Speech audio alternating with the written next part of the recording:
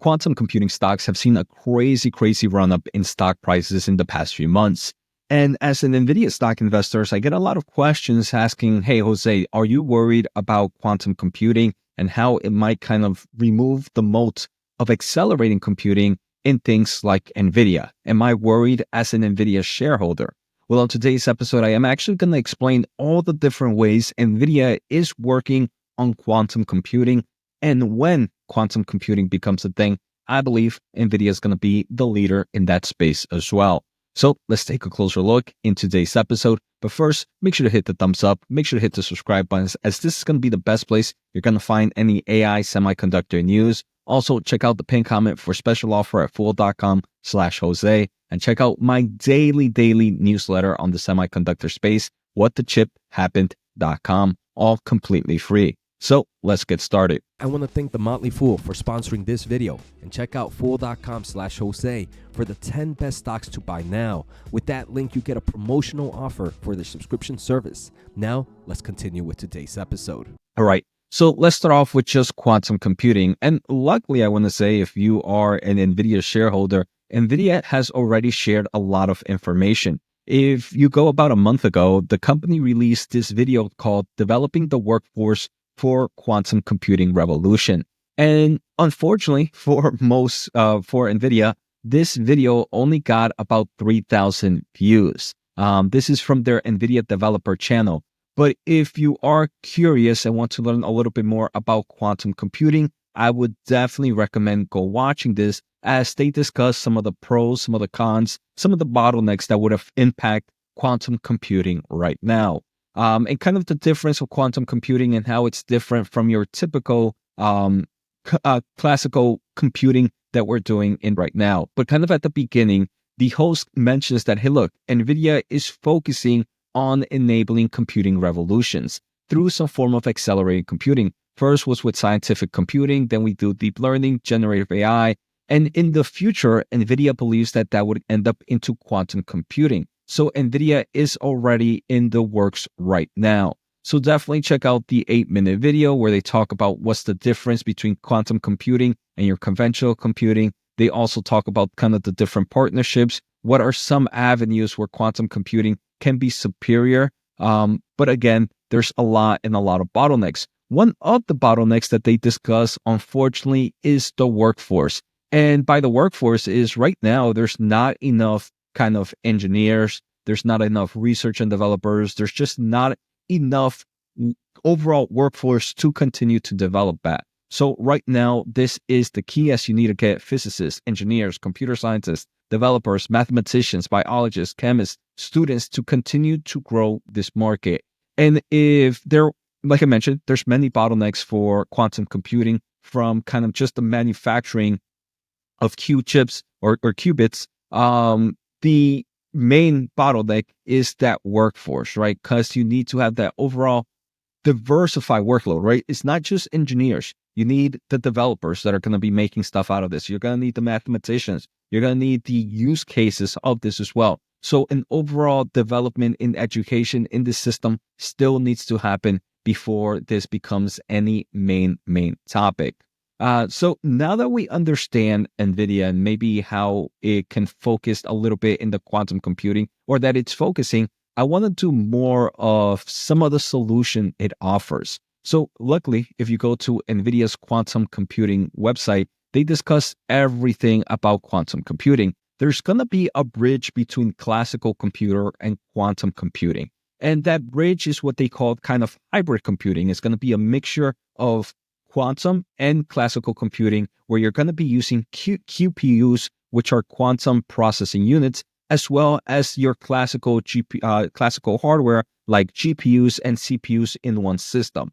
So the first way Nvidia is trying to kind of enter into the space is by entering into that hybrid market, that bridge that will eventually determine if we're going to go to a full quantum computing market, if we're going to stick to this kind of hybrid workload in the future. So they have created CUDA-Q. So CUDA-Q is a programming model very similar to CUDA, And one of the great things NVIDIA has done with the software space was CUDA, where they've worked on numerous libraries so that you can help with the acceleration process and help improve the hardware to the software. And that's why NVIDIA's products are the best. Now, everybody is trying to get in line on doing this in the AI space because NVIDIA saw this way ahead of time and started this research and development many years ago. Now everybody's trying to do catch up.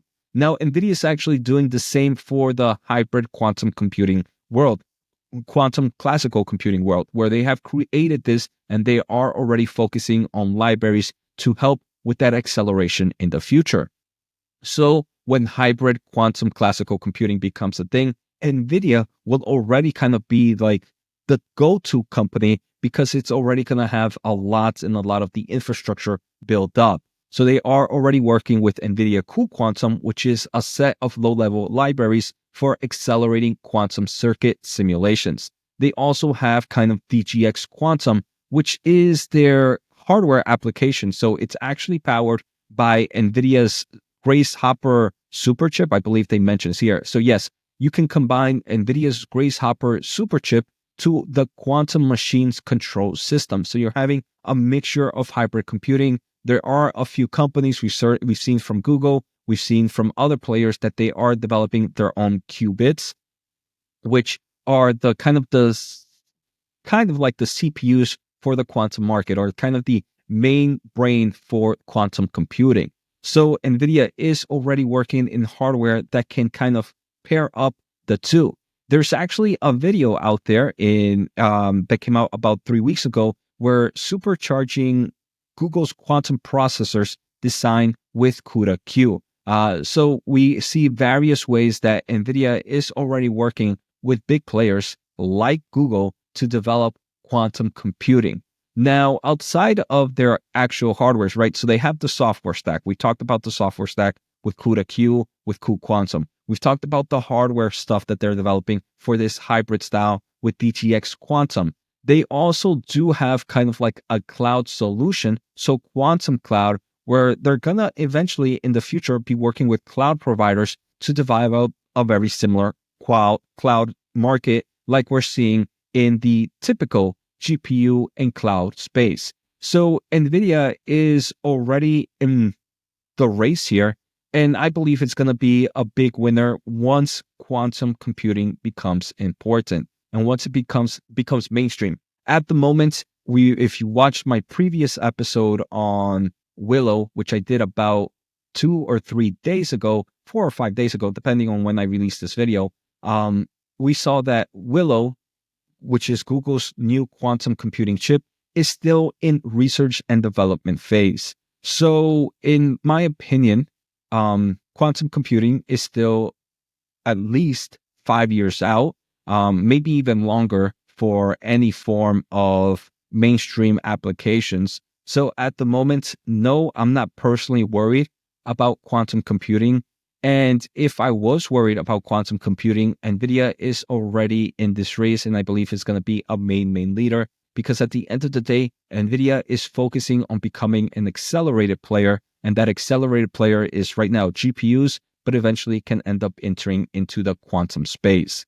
Some other things to also be familiar with is I am personally not investing in quantum computing stocks at the moment. It is an industry that I'm going to keep learning about. I believe we're still in very early innings. So while we are seeing stock prices rise up dramatically, the market can continue to increase those stock prices. But I believe just like any other market in general, we see it in the semiconductor space, we see it anywhere else, there's cycles. And if these cycles will either give us better buying opportunities in the future, right now, I'd rather invest in the technology that I believe can shift the world within the next few years. I think that's artificial intelligence, and artificial intelligence is being powered by NVIDIA's AI chips. So I hope you guys enjoyed this quick breakdown. Like I mentioned, definitely check out that video, which is called Developing the Workforce for Quantum Computing Revolutions. It's only had about 3,000 viewers. I hope this video that I'm producing right now gets more than 3,000.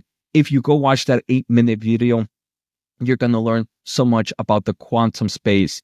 And again, you don't need to be a professional in any of these markets. You just need to have at least a nice top level understanding of what are some of the bullish theses, what are some of the bearish theses, what are some of the bottlenecks, what are some of the holdups, what are some of the growth opportunities. So take care, have a good day, and see you all next time.